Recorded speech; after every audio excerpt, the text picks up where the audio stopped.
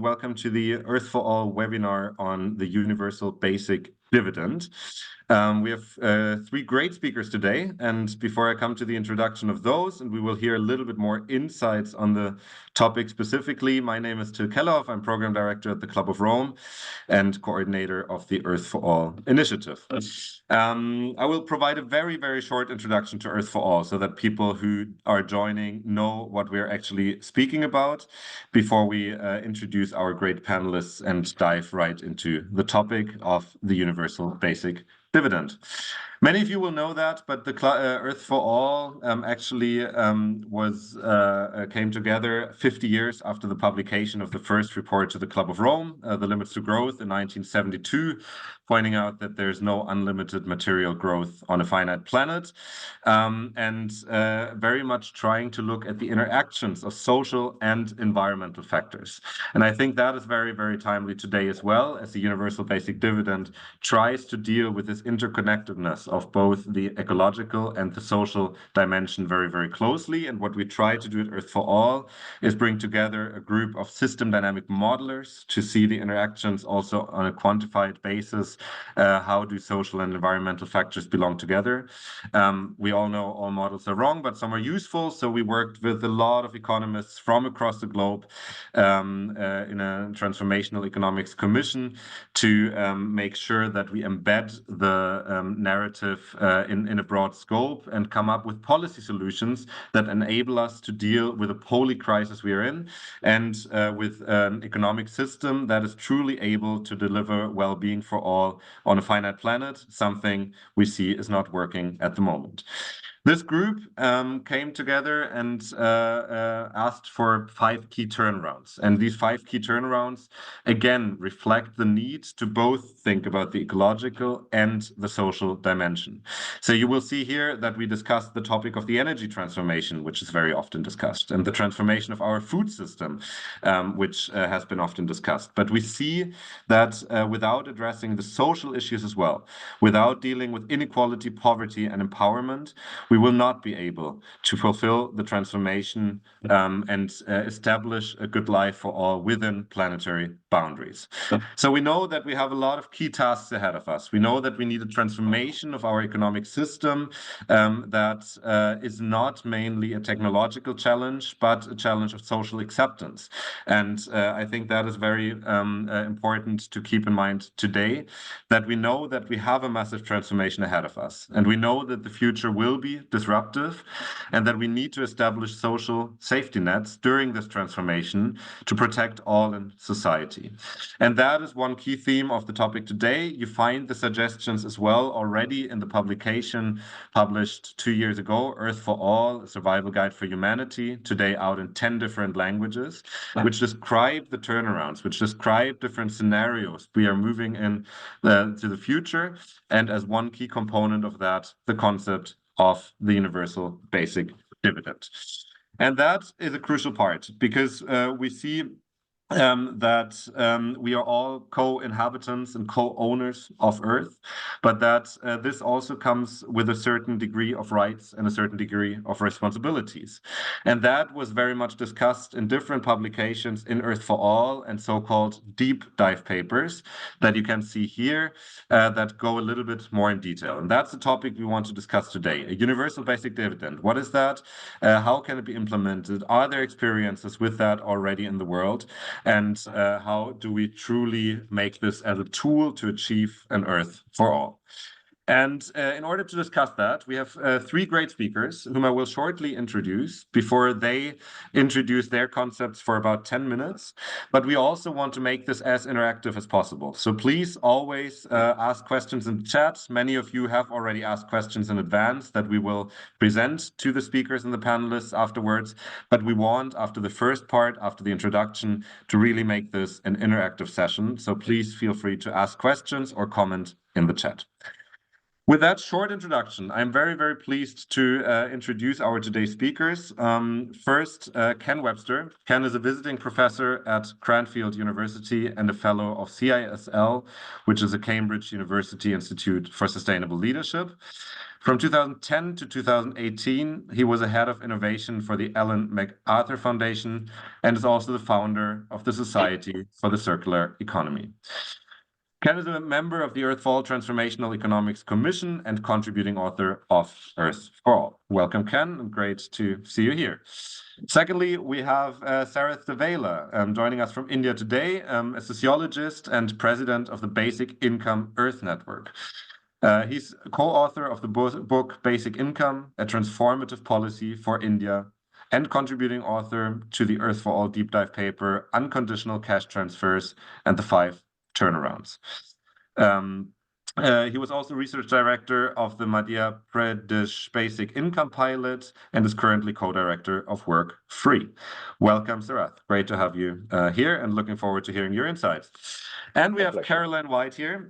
Caroline has a background in ecological economics and does research and advocacy for FEASTA, the Foundation for the Economics of Sustainability. Caroline has a particular interest in global environmental justice, just transition, and financial system reform. Caroline is also a steering group member of the Wellbeing Economy Hub for Ireland, which she represents in the European Union Wellbeing Economy Coalition, and she's also a member of the Irish National Economic and Social Council. With that having said, I think we have many great perspectives in this webinar today, and we are looking forward to hearing insights from our panelists and afterwards discuss together with you. And with that having said, welcome all again, and Ken, the floor for the first presentation is yours. Thank you very much, Till, and welcome everybody. I'm going to, perhaps predictably, have a few, just about 6 slides. This just really is to get us going, and Till has covered a little bit of the Earth for All background, so I won't need to do that. I'll just focus, next slide, on the one element of the 5 turnarounds, the inequality turnaround. And within that, we have if you like, a ladder of actions, progressive taxation, trade reunionization, and this one, Universal Basic Dividend. Now, it might seem surprising that this sits in an inequality turnaround, but let me explain a little bit. Next slide. Here's what some people have been saying about the idea that we give unconditional payments to people within a territory, within the world, because it is an ethical principle.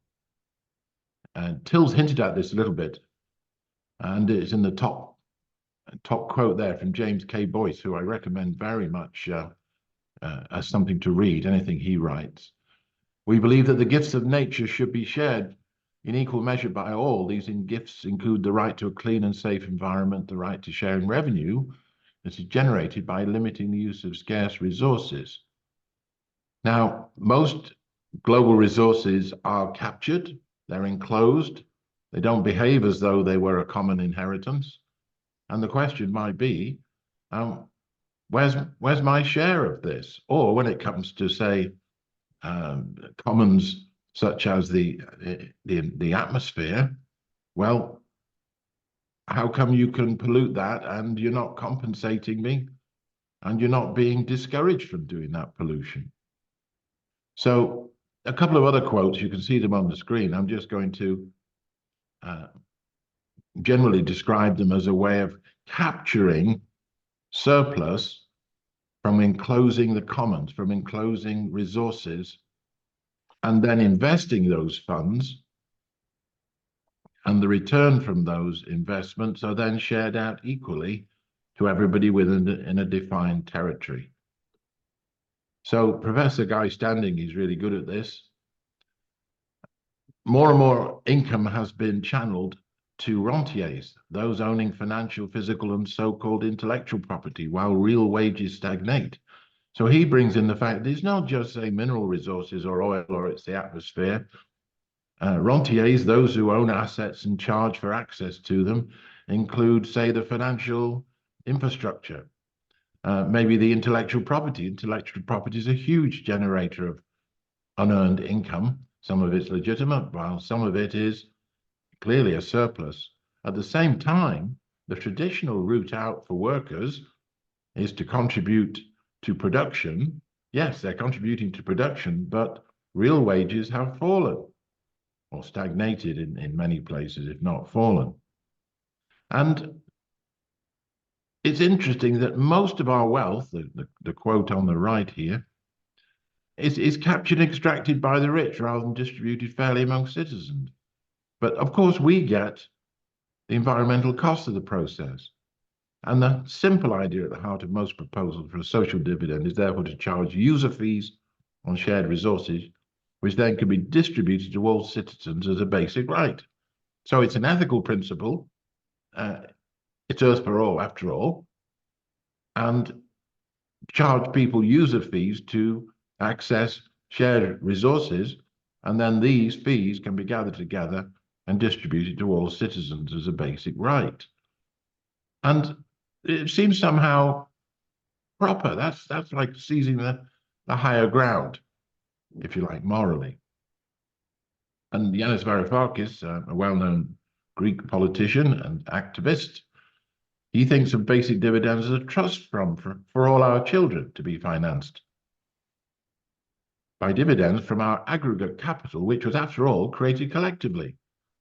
You know, if you live in a city and you're around in the city in 2024, you didn't create that city.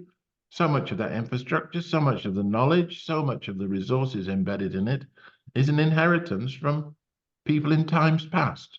Next slide, please. So here's an example of how that might work, this taking or charging people user fees.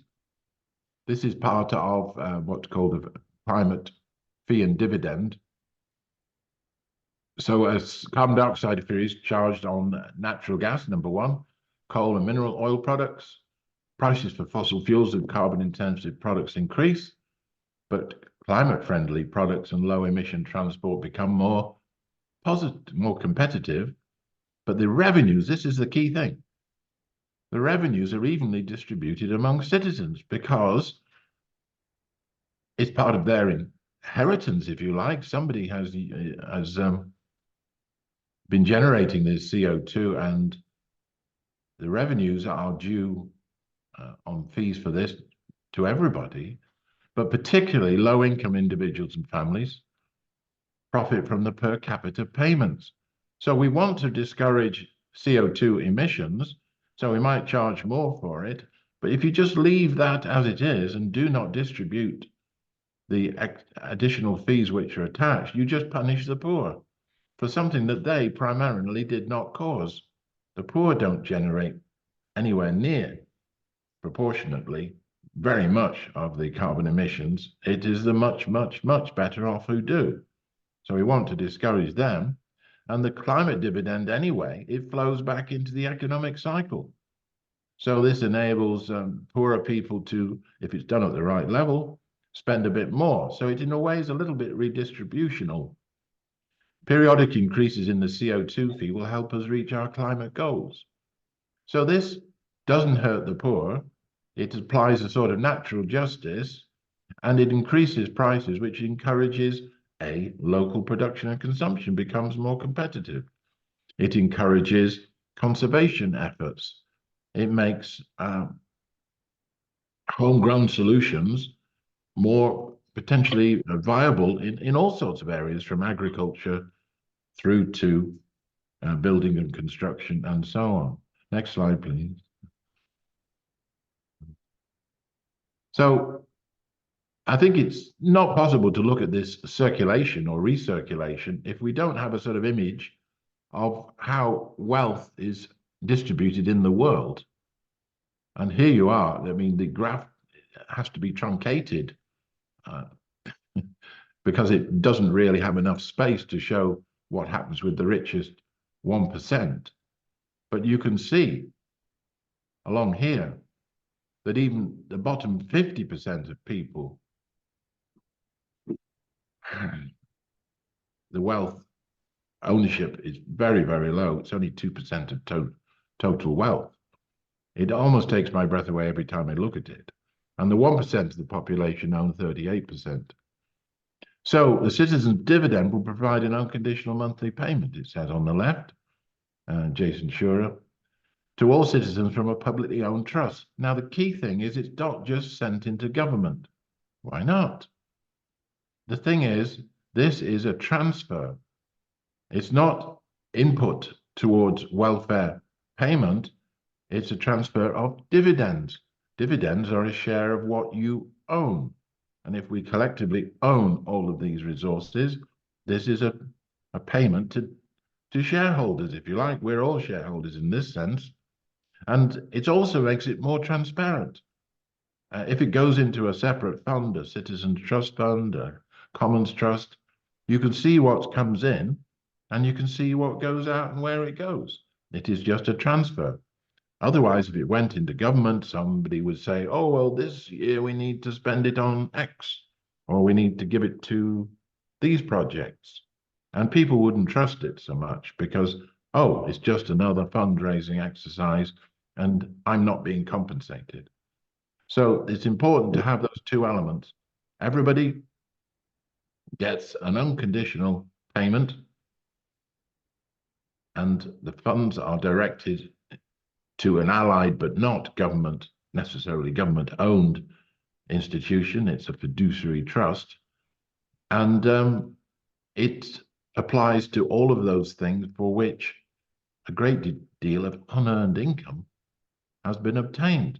So it's almost like saying, you got these because you can control, you've got this money, these rich companies and so on, you've got all this money because you can control access to these resources.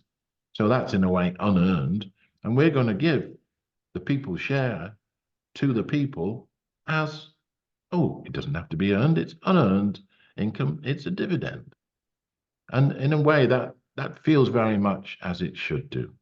So I'm going to leave that there because I said I'd only do a little input, and we have now the opportunity to talk with Sarath and Caroline, who have done much more in-depth work on this. So I'm going to hand over to them. Super. Many thanks, Ken, for combining the ethical dimension with some practical considerations. And in order to go closer into that, I'm handing over to Caroline now, speaking a little bit about her experiences and looking forward to your input. Thanks very much, and lovely to be in this webinar. Thanks so much for the invitation. I'm just sharing my screen. Hopefully that works. And so I'm just going to really directly follow on from what Ken has just been talking about. As he mentioned in his final slide there, we have this situation where there's this vast proportion of wealth that's being held by a very small minority of the world's population. And it seems obviously like the logical place to find the answer to the question that very often comes up when we talk about how, you know, if we're going to have a dividend for everyone, where's the money going to come from? So that's the obvious logical place. The thing about the money, though, is that it does have a tendency to kind of slither around a little bit. Sorry, I'm trying to move this on and it won't move. Ah, here we go. Yeah, it's with some types of tax on wealth, you know, you can have a phenomenon where it kind of ends up uncannily back in the pockets of the wealthy where it came from in the first place. So we want to make sure that we're taxing wealth in a way that's actually really effective and that's targeting the way they're using their money, and that's also has teeth, you know, so it can't just go away to a tax haven or something like that, which does tend to happen sometimes. So I think a couple of metaphors I really like to use are that we need to access those taps, and that really relates to what Ken has just been saying about, you know, basically charging user fees on different types of things, resources, but also making sure the funds don't leak away again as well, and I'll talk a bit about that too. And so some of the different kinds of vast resources that can be tapped into, trying to move on again here, come on, sorry.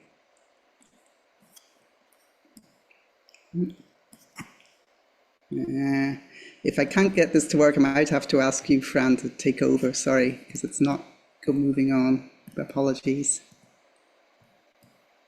I'll share my screen if you want, Caroline. Sorry about that. So I'm on slide 3 now. Thanks.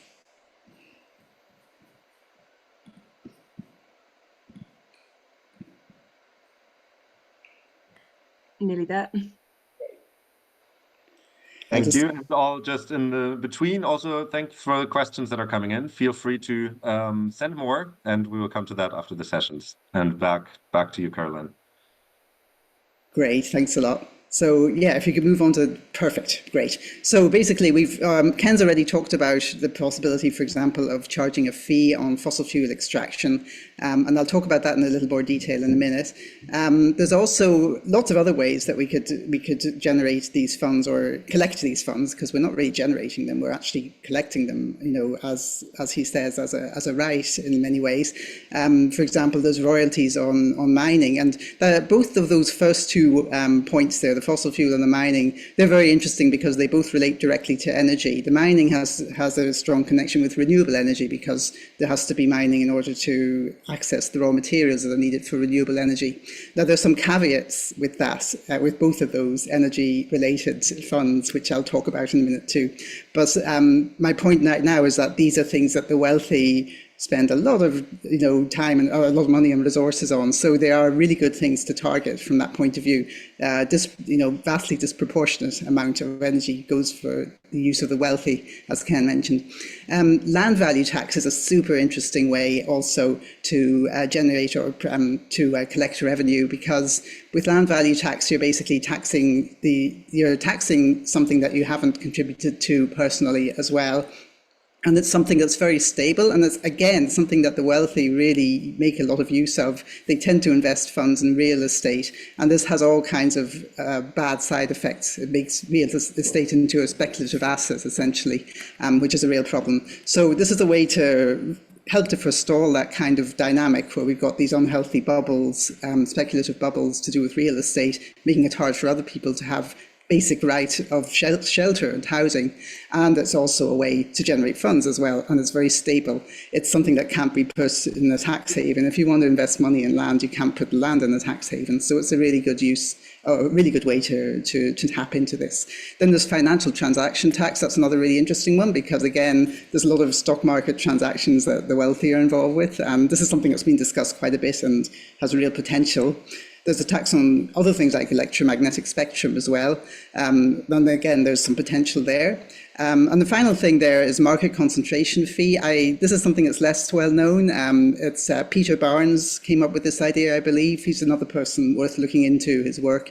And basically, it targets corporations more directly than it targets individuals.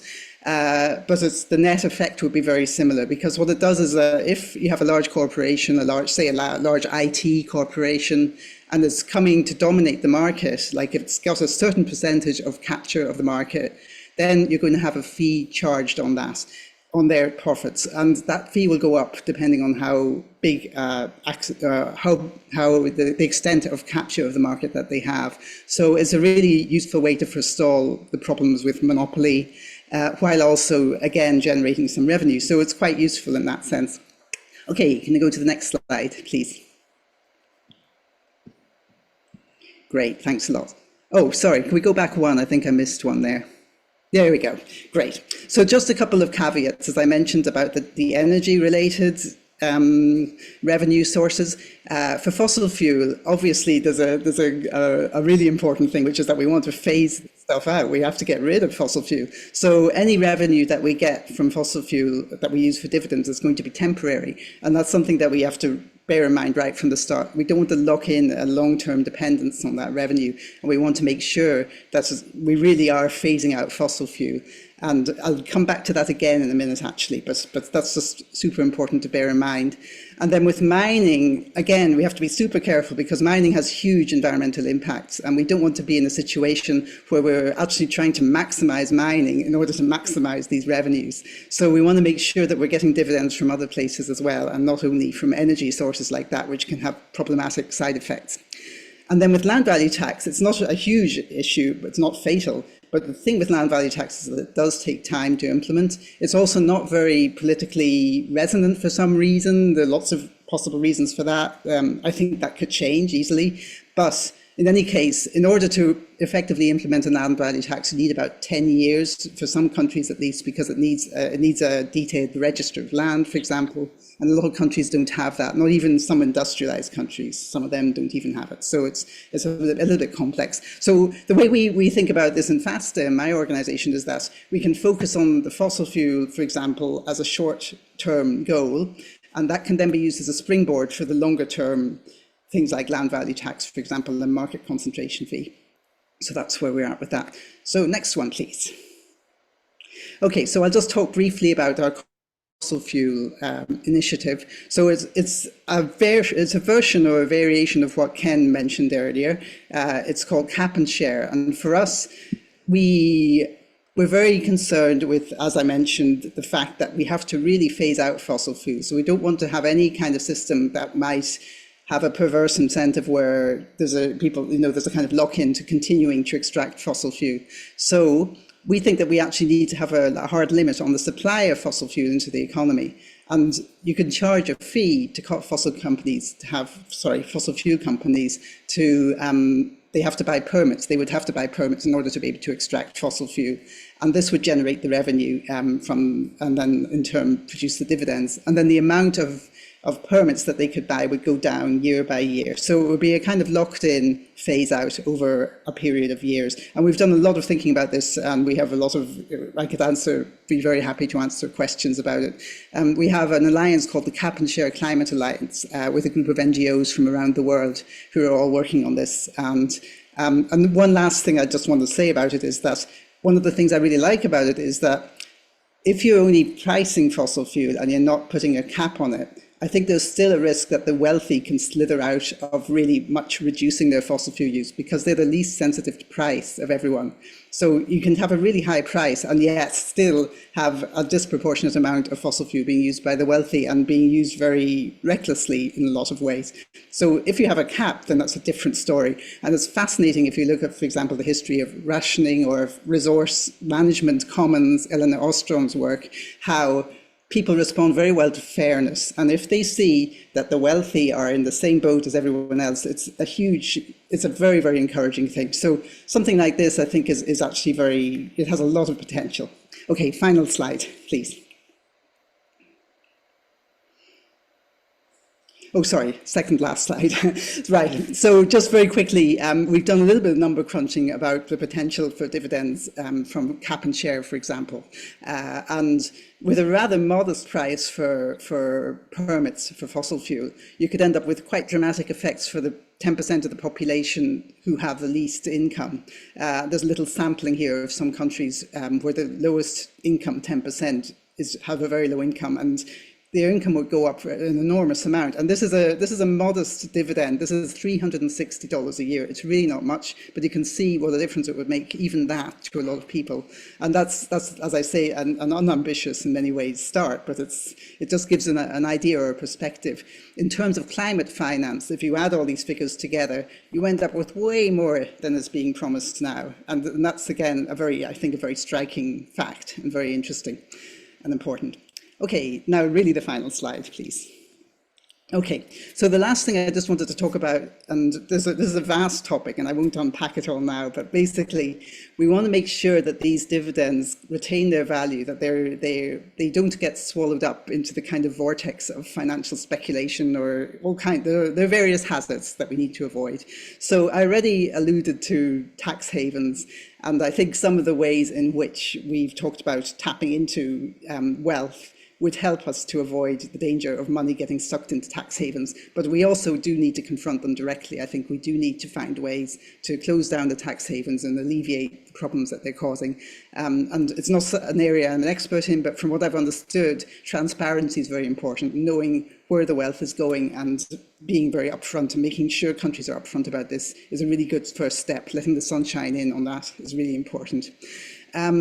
Now, there are also issues about access to resources and trade agreements, and again, massive topic, but basically we have to be careful to make sure that, I think we need extra measures as well as the dividend to ensure that people were going to have access to the energy that they need, and this is something we can talk about in the questions if you're interested in that. But it's just, yeah, it's it's a complex topic, but it's got to do with the value of currencies and so on, that kind of thing. Also, we want to make sure money can stay in communities and it doesn't just go out to like big financial institutions or big investment funds. So community and public banking are very important for that.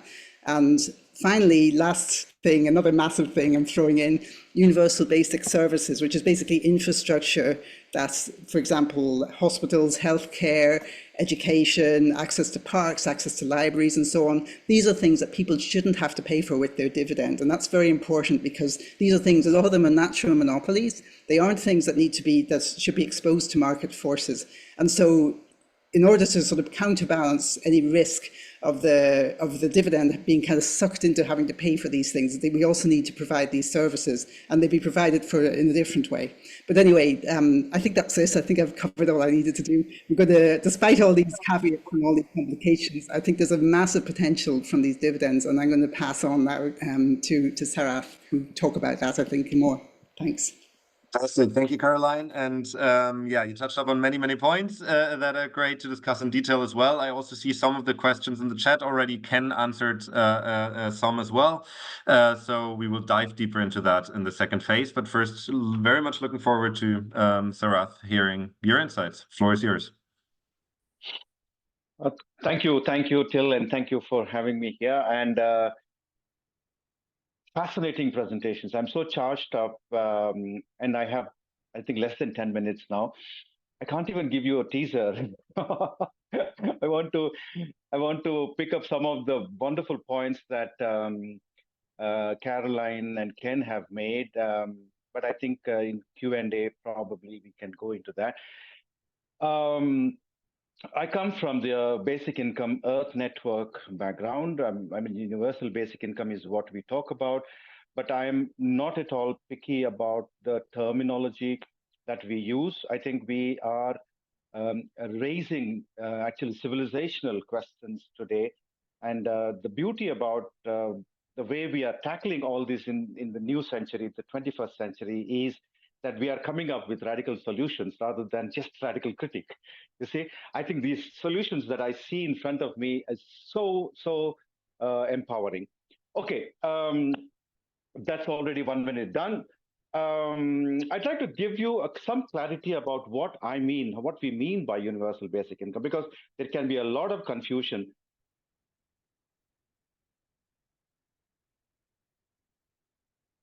Okay, yeah. Can you see the second slide? Okay. Yes. Yeah, let me go through this quickly. It is what it is and what it is not is very important to clarify.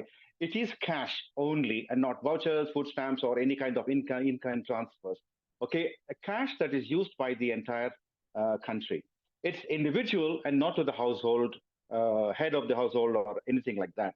It is periodic, which we usually mean monthly. It could be bi-monthly, or it could be once in 2 months, doesn't matter. It is periodic. I think that has, in all our pilots, we see the significance of it, and we can go into that if we have time. And it is universal, which means that every single legal resident, we don't use the word citizens, legal resident or a resident, normal resident of a political territory, because when you say citizen, you get into many chains and complications, because citizens live outside the country and non-citizens live inside the country. So you get into a problem there. So every normal resident is entitled. And the most important and real cutting edge is that it is unconditional. There are no conditions whatsoever you have to fulfill in order to become entitled, in order to become qualified, qualify for it. And you don't have to perform anything in order to continue. So it is completely unconditional. Some people add these two other things, that's legal and non-withdrawable, but I think that is not one of the five core findings. Now I'll come to the pilots. I have had the privilege of leading 2 pilots in India, one in the rural areas in Madhya Pradesh, the central part of India, and the other currently in the southern part of India, in Hyderabad, with urban waste collectors. I'll quickly go into why we do pilots at all. You see, I mean, we haven't had pilots in the 16th century, 17th century, 18th century, 19th century, when we wanted to abolish slavery, we didn't have pilots. You see?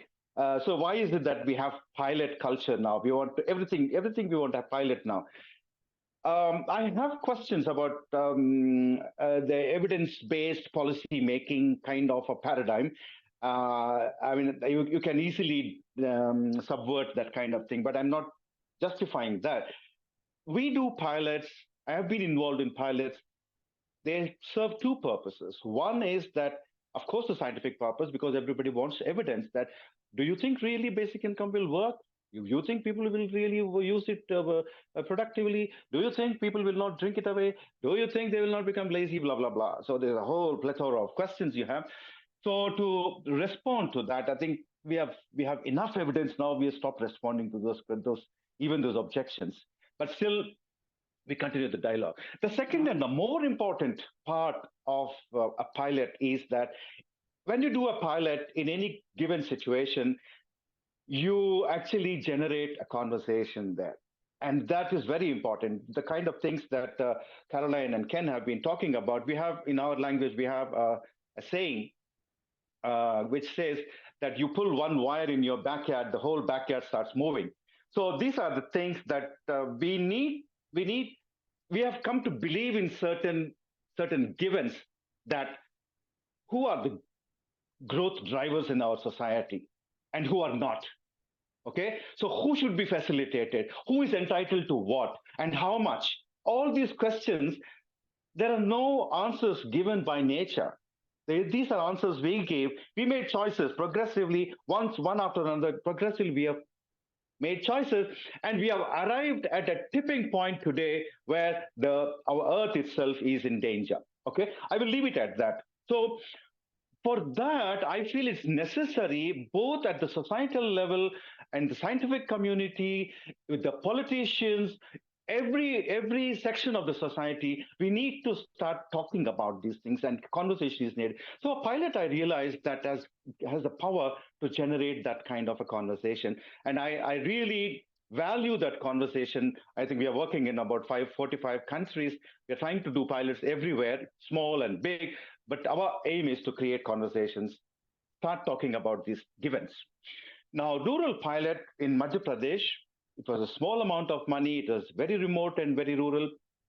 And here, most of them were agricultural farmers. Basically, they are agricultural laborers.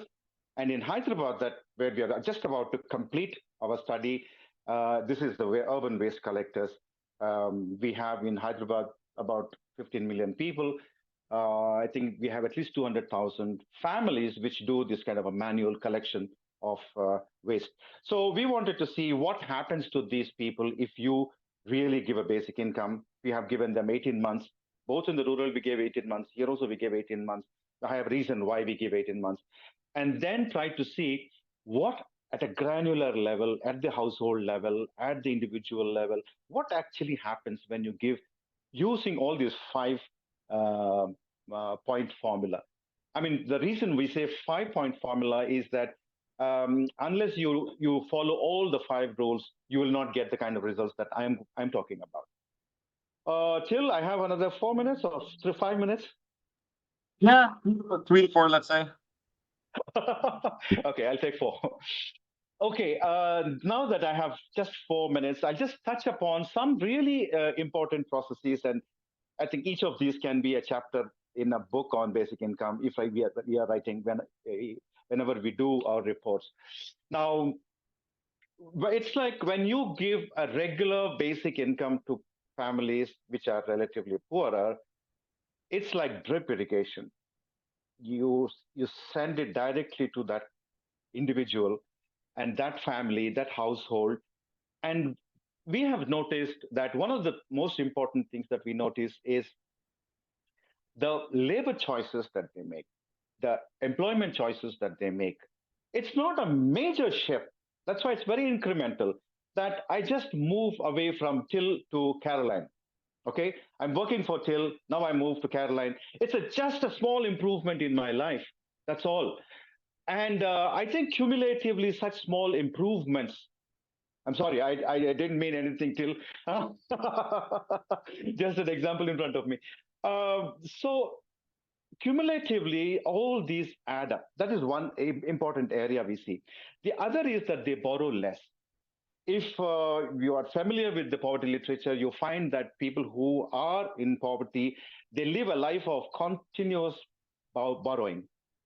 They live a life of borrowing all the time, borrow, repay, borrow, repay, borrow, repay. And sometimes they repay with their labor, which means that when they work, they don't get a wage, but they repay their old loan. Sometimes it goes to generations. They still continue to repay the older thing.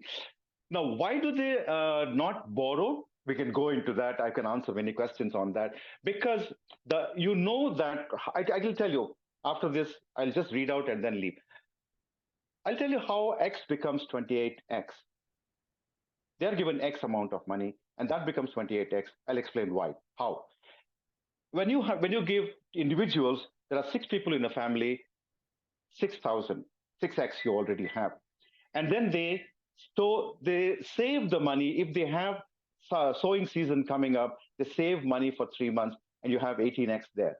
Now you have 18X in your hand, and most of them are small businesses people, self-employed people. You go to their neighbor and ask him, can you give me 10X? I'll repay you. Because you get it every month, your credit worthiness goes up. So as a result, you have 28X, and you feel so empowered, and you put that into investment into your small business, or you pay your children's fees, or you buy your food for the whole year.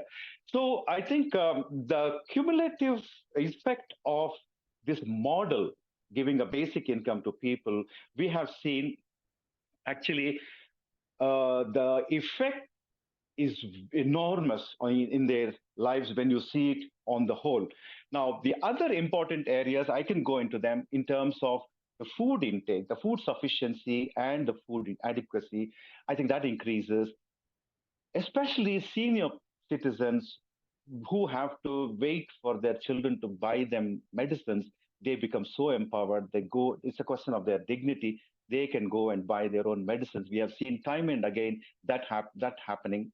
And psychologically, when you are assured of some basic ground to stand on, what it does to you psychologically, and I think there is literature which talks about how your time horizon changes from thinking of just day to day, only about day to day. You start planning for the next 3 months, next 6 months. And so there's a serious psychological effect. There's not much literature on psychological effects of a basic income, but it's going to come through our pilots. So these are some of the real highlights. And I started my career disbelieving a basic income 15 years ago. I said that this is nonsense. But then when I stayed in that part of the pilot, and I stayed in the villages for 2 years, it completely changed my perspective to the extent that I am now about 200% time advocate of a basic income. So what we have seen now, I will stop here. This is the punchline that I believe in. The emancipatory value of a basic income is several times more than the monetary value. So you say, okay, $1,000 in the US, what is it going to do? 500 euros, what is it going to do? 5,000 rupees in India, what is it going to do? I don't think that's the case.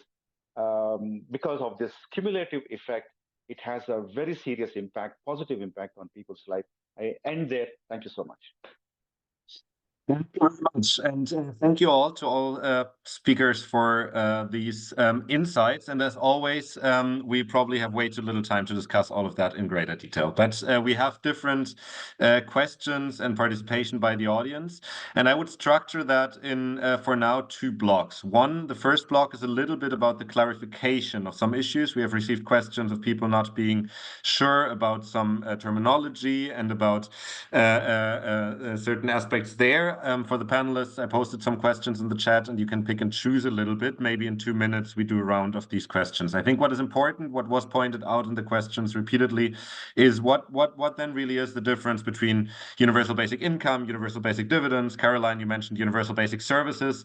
There is a lot of terminology for things that go into the same direction, but maybe also mention if you think it's even important to go too deep into the differences there, or as it was mentioned in the presentation, implementation as well. Maybe terminology doesn't matter too much, and maybe they're closely linked. But interested to hear your feedback. One additional question for all, maybe particularly Ken, was for clarification that Massimo asked that money is created via bank lending, and can we just create more money to pay for this universal basic dividend, right? Like, what is the MMT approach kind of in there? And you mentioned that in the papers. We then have one question that goes around the level of where this has to be implemented. Sarath, you mentioned the experiences in India. Is that a national approach that national governments should implement? Should we look at the global implementation of something like that? And would it then also be fair if people in low-income countries who particularly suffered by resource extraction and capital flowing then, however, in rich countries, that they benefit from that over proportionally? So maybe then some questions for clarification, and maybe pick and choose the ones you feel most comfortable with, and try to stick to 2 minutes that we can go into another round afterwards. And I'm not sure who would like to start. I see Ken is ready. So over to you, Ken. Thanks very much. Lots of very interesting questions you synthesized for us. I want to pick up on a little bit something before the money question. Excuse me, I have a bit of a cold. And that is about the different terminology.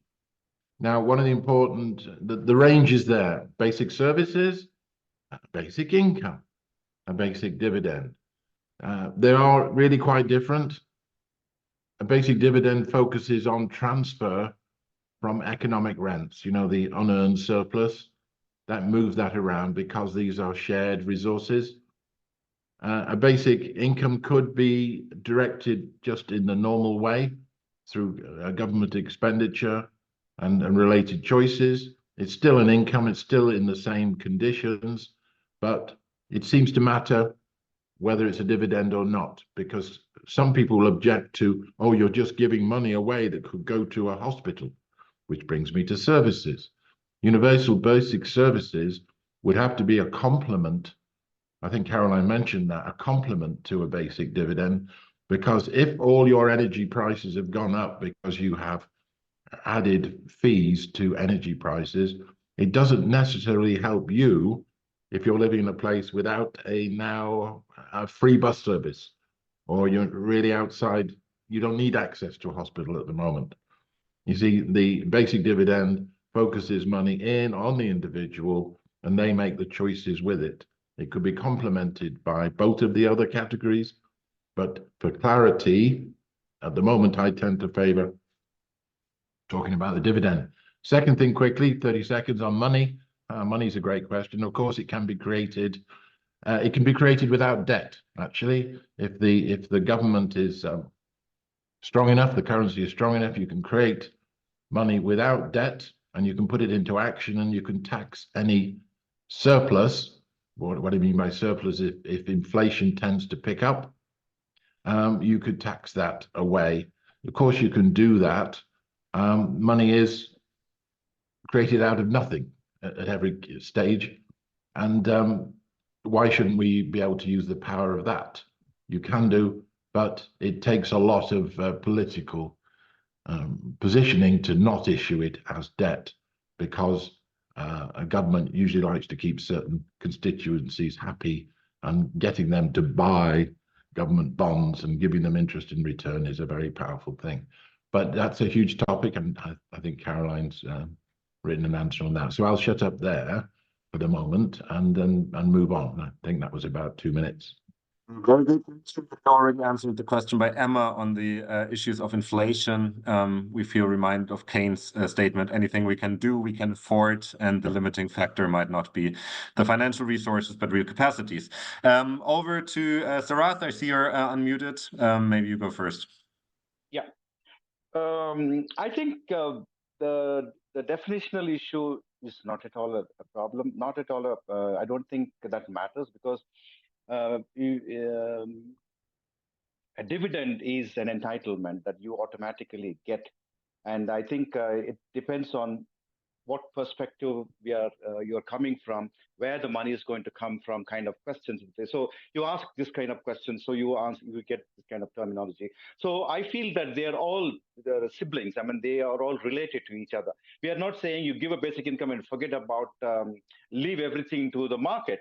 That education should be under the market, and then hospitals and healthcare.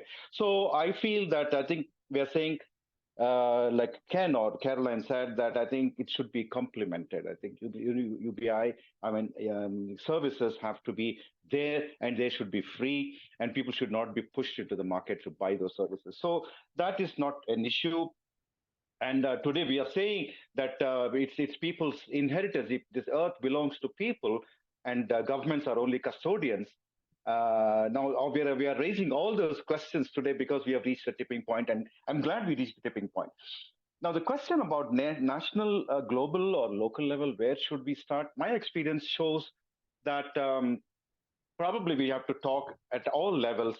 But when it comes to actual implementation, we have realized between the national and the local, it's the local governments like municipalities or the provincial governments, local government, states, they are the ones who are coming forward and taking that leap and saying that we will do unconditional cash transfers. So I see that all the states will come together, and I think that is when the whole national thing will happen. But at the same time, globally, today we have a global village. I think it's very, very important, the kind of work, World Basic Income, the kind of work, equal rights they are doing, conceptualizing, thinking about these tax instruments that we have to use. I think it's very, very important to also think of at the global level. And also, we have to also talk about where the aid is coming from and where is it going, and who are managing the whole aid, in all kinds of aid. So I think those are the questions we have to ask and unpack the certainties. I give it to Caroline. Super, thank you. Caroline. Yes, thanks a lot. Lots of great questions there. Maybe I'll start with the questions about tax. Somebody said, shouldn't we focus more on tax avoidance in the chat? No, absolutely agree. As I mentioned, I think we do need to close down those tax havens. That is a real concern. Also, I think somebody also asked, what's the link to the tax system, or in a more general sense, and what are the common objections around risk for inflation? And these go together for me, because we can use taxation to mop up inflation, essentially. If there are problems with too much money chasing too few goods, we can use taxation to help to offset that. And that's really, it ties in also with the arguments about where money is coming from and money creation, which again is such a massive subject. We won't go into that. It's just all of these things can work together, I think, and there can be a really interesting balance between them. And taxation is a tool that's very, very important. And finding ways to tax that offset or that's manage to circumvent the problems with tax havens is very, very important. And another set of questions that I think are really important and interesting is, would it incentivize extraction or resource use and give polluters a blank check if people are being given a dividend and they're spending it on polluting things? Or, should we put conditions on the dividends so that it's spent in a more sustainable way? And what we found in FEASTA and others as well, I think, is that, as I mentioned in my talk, we think the more important than trying to steer how individuals spend their money, which I think is a very complex issue and very hard to administer, and also interferes with freedom of choice and all kinds of, to some extent, can even interfere with dignity sometimes. Better to focus upstream and look at where is the pollution coming from. That's why we put such an emphasis on capping fossil fuel, for example, on putting hard limits on the on the extraction of resources of different kinds, and also having no-go areas for biodiversity to flourish. This is something that's been talked about a lot. For example, Das Gupta's report, various people have talked about the need to have absolute limits on the supply of resources into the economy. And if we do that, and if we're careful about it and we're judicious, then that's going to really make it harder to spend in bad ways if people actually want to do that. Education is important too, but also the fact that money is going to automatically be channeled in certain ways if there aren't options to put us into the more polluting activities. And again, as I mentioned in my talk, this affects the rich as much as the poor, and that's super, super important too. So, I think I realize time's going by, so I'll leave it there. But those are great questions. Thank you.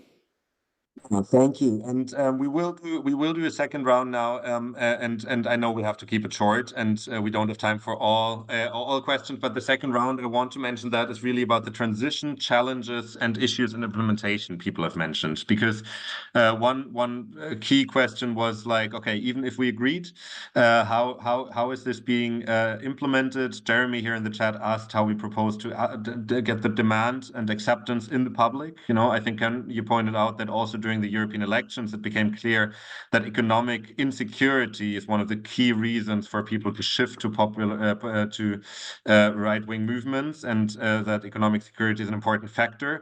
But is that enough as a kind of public acceptance for these policies, or do you expect more resistance there? And then, interestingly, we have two questions. One coming from Yuri from Ukraine, from the Ukrainian chapter of the Club of Rome, asking if such a mechanism is possible to implement in these circumstances as well. And a similar question from Amata, also, how do we implement universal basic dividends in very, very unequal spaces? Is that a challenge more than for other societies? And maybe last question there, and you can again pick and choose, is the question of the movement there. I mean, what we tried here, and you have mentioned that over again, it's not about, progressives fighting about the different terminology. And very often we have seen a fragmentation of the space. And Jeremy asked that there are a lot of movements in the space, but very fragmented. So is there a way to finding one voice to promote what actually most people are wanting to see? So with that, I know a lot of questions. We do another quick round. And already to point out to everyone, we have more detailed deep dive papers on our blog. We have a website on the specifically dedicating to that issue. We have more information and are happy to answer questions afterwards. But maybe we start this time with Caroline, if you're up to that, and then do the round. Sure. Yes, so on the transition phase, it's what I think we all want, certainly in the panel and possibly in the audience, is a global system. And obviously that's incredibly ambitious, and it's not something that's going to happen tomorrow. But what we've been thinking, and again, there's been some interesting research about this, is that we do need to think on national and international levels. I mean, as Sarah said, the local level is very, very important, but we do need to think beyond that as well, because there's a risk of rebound where you manage to do something wonderful in one area, but somewhere else, all of that goodness is undone because other people are polluting, or there's nothing to stop that from happening. So there needs to be a mechanism to bring all of this together and make it coherent. So in FEASTA, we've been exploring the possibility of having a partnership of majority world or global south and minority world countries that would join together and implement a cap and share system, which could apply to fossil fuel, but also to minerals, mining, different things. I think there's a real potential, but it's something that's needs to be obviously researched more, but there's a real potential there. We have partners called Global Redistribution Advocates. They're a French research team, and what they've calculated is that if we could get about 60% of the world's population in the countries in which they live on board, and a system like that was rolled out, then there'd be enough momentum that it would just really build, So this group are worth talking about also because just skipping on to the movement question, and I'll come back to the other one as well. There's really interesting research as well, which is quite counterintuitive in some ways, about how people would react in industrialized countries if we had a global system like that. One tends to assume, especially with these elections that just happened and so on, nobody would want to do anything where they lose financially. And if we had a global system, then since even the more lower income people aren't, they're using quite a lot of energy in, say, the US compared to elsewhere, there's no way they'd want to pay, or to help others. But in fact, the surveys are quite clear that there is a real sense of solidarity, so long as it's fair. That's the really important thing. Two important things: has to be fair and it has to be effective. And those in terms of, cutting pollution, bringing down emissions. So, sorry, I know we're running out of time here. Final thing about war zones. And I mean, there was a mention of Ukraine. I know that there has been actually quite a bit of experience with cash transfers in war zones. I'm not an expert on that, but I know that it can be done and it is possible, yes. Okay, pass on. Thank you very much. Over to Sarath. Yeah, I mean, on this question of transition, I won't go into the ecological part, but I will say that if we have to provide a universal basic, call it income or dividend, both are equally good to me. If you want to put money in the hand of every individual on this planet Earth, I think I would be happy to start anywhere. Because universal is very important. Even the rich should be entitled. So here I would like to clarify that often when we want to bring a change, we think in a very mechanistic way. We forget the fact that we are human systems, and we evolve over time. In the sense that I'll give you a small example of Nepal. In Nepal, they started with a universal pension for everybody above 72 years with $1 a month, okay, in 1997. And today, that was 72 and above, $1 a month. Now it is 2023, it was $40 and above 65 years. What happened during the last so many years? 30 years, is that the political economy took over. And then the idea was owned up by them. And then each political party started saying that we will give more, we will promise more. And that the proportion of that population is also very huge in that country. So anyway, the reason I'm saying this is that I would be very happy if we create an infrastructure by which you send even $10 every month to every person. And I think we should leave it at that and see the good effects of that. And over time, that will automatically increase, because there will be a groundswell, because people will start seeing the impact of that. So that is how are you going to implement it? This is how I would recommend the implementation. In terms of war zones, our friends, our colleagues are working in several war zones. And increasingly, we are finding that putting cash in the hands of people without any conditions is really, really extremely effective than government or any private agencies supplying all kinds of goods and services to people. You want to do some you can, but primary thing is that you put cash in the hands of people. They will take much better decisions than anybody else. That is proven in the war zones particularly. Thank you very much. And over to you, Ken. Okay, got no time at all. One thing that some people say is that use of fossil fuels will just keep on increasing anyway. Caroline's mentioned this. I don't think it will, because many of these funds which are put together, they invest in non-fossil fuel stuff, which I think is very important. You know, the fees might come from fossil fuels, but the dividends get paid out of a fund which is earning money from non-fossil fuel activities. So it doesn't encourage fossil fuel consumption at all. I think I just want to put that one in. Secondly, I think it's a question of do what you can where you can. I enjoy that note from Sarath. This is a heuristic that could be as powerful as one in my area, circular economy, because once people get the general idea, the rule of thumb, see some examples of it, they go, hey, we want more of that. That works. Even as Sarath said, even if it's $10 a month. The point is you've put across the principle of natural justice and where the money comes from. You've got a mechanism. It can start with $1. It can start with $10. It can start in one country or one region. It doesn't matter. What we need most at the moment is fresh ideas and to get behind something which is so obviously part of natural justice. Very good. And thank you very much also for making the point if that might actually be an incentive for fossil fuel, which is not. And I know we would have a lot of more interesting points to discuss, but we might repeat that at some point. We will also have a podcast on this thing coming out at some point. As we mentioned, we have various deep dive papers online. And here, of course, we're very happy if you follow us on social media. So with that, very great thanks to our speakers today. We will continue with this project at Earth for All and keep the momentum rolling. Thank you all for your questions and thank you for participating, and have all a good day, and we speak again very soon. Thank you for joining and have a good day.